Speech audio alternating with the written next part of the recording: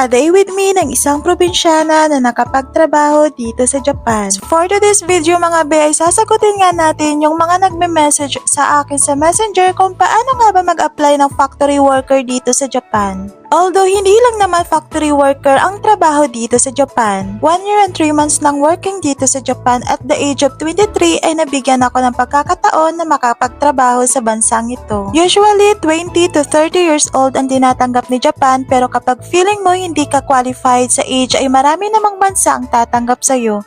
Hindi porket ay matanda ka na ay wala ka ng chance na ibang bansa.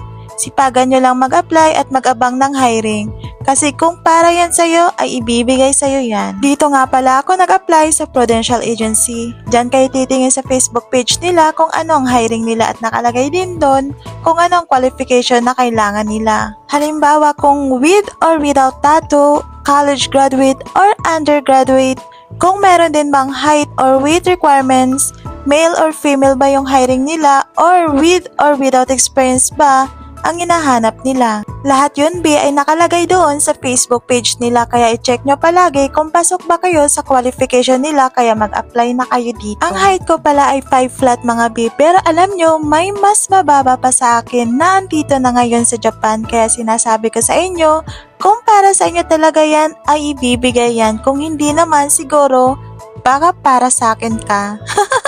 Char! 4 months din ako nag-aral ng Japanese language at libre lang yun. Pero yung dorm na tinitirahan mo ay may bayad yun mga B.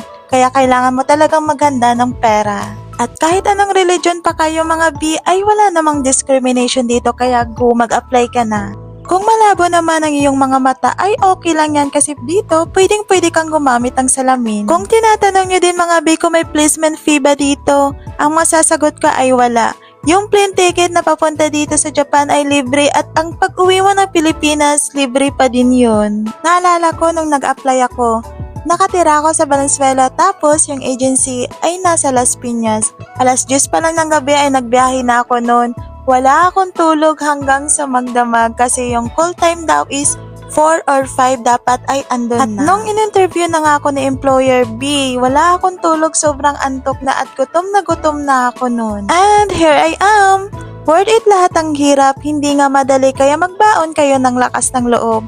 Pero wala namang Pilipino ang hindi palaban lalo na kapag pangarap ang pinag-uusapan. Huwag nating ugaliin mayaw kapag nahihirapan tayo. Don't be a quitter, be a winner. Kaya hanggang dito na lang muna. See you my next mini vlog. Bye!